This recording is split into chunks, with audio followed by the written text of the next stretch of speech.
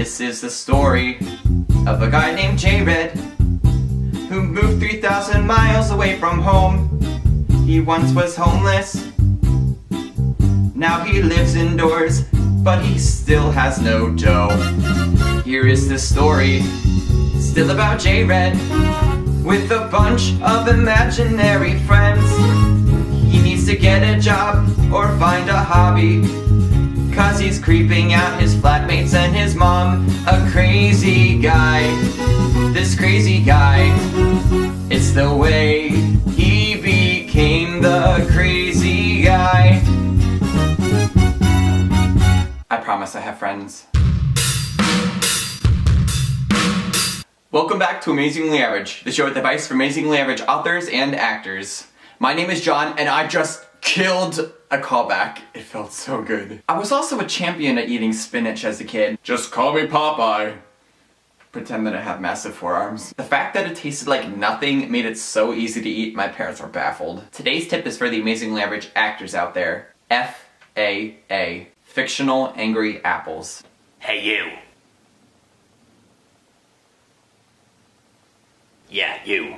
Your mom and dad adopted you because they lost a bet. Yeah, right. I came in like a wrecking ball. I never hit. Hey, Mom. Yeah?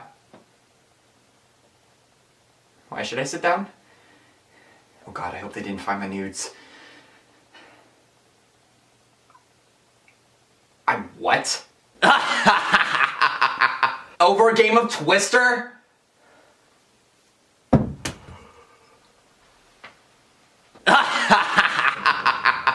And I sent your nudes to all your Facebook friends. What did I ever do to you, Apple? Nothing. I just hate you. They don't call me Aaron the Apple Avenger for nothing!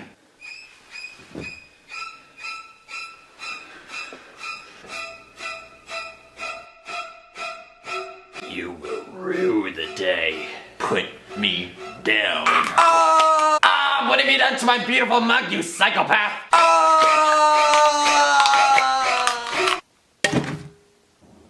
An apple. It actually stands for Finding an Agent. Yeah? Who texted me? Who's texting me? I'm filming. Ah, fudge. What the fudge? How did I get 2 emails from my agent in the last minute that's relevant to this? Before I tell you how to find an agent, I should probably tell you what an agent is and why they're so important. There's the client, there's the talent, and then there's the agent. The agent is someone who represents the talent. The talent is the actor, voiceover artist, the model, etc. The client is the company or production crew looking for an actor. So for example, let's say Toyota is the client, and Toyota needs to shoot a commercial for a new car that they have.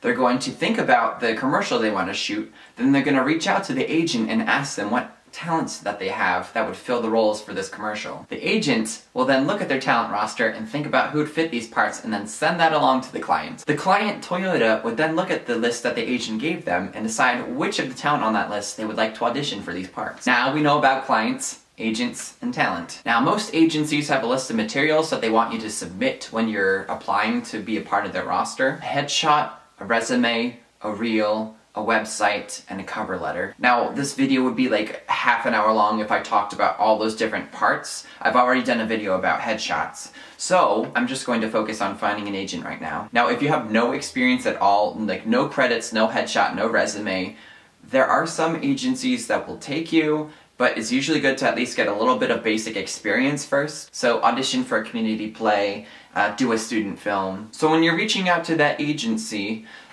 you're going to want to address the proper entity for the agency. If you can find out who runs it on their website, you can address them in your cover letter.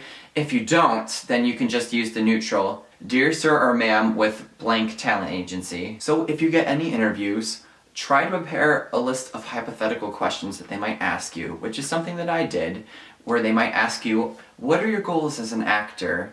Or what makes you different?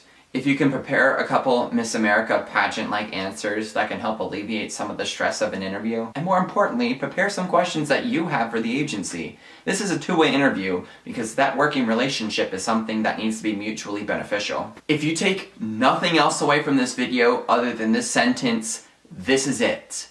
A good agency will not try to sell you anything at that interview. There are countless scams out there, and you should not be paying to be part of an agency. The agent makes the money when you make money. They make commission off of the jobs that you do, be it 10%, 50%, 20%. My agency takes, oh, I should not say that. The way that your agent will make money through you is when you get work, they'll get commission. So if you do a commercial, they'll get 10%, 15%, 20%, whatever your contract is.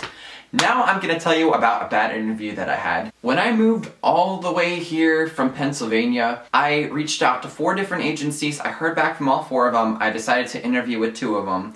And when I had went to one of them, the person at my interview used a lot of manipulation tactics. They looked at my resume and then they tried to discredit all of my student films, which was my experience, and all the plays that I did. They were like, okay, I see Penn State, Penn State, Penn State.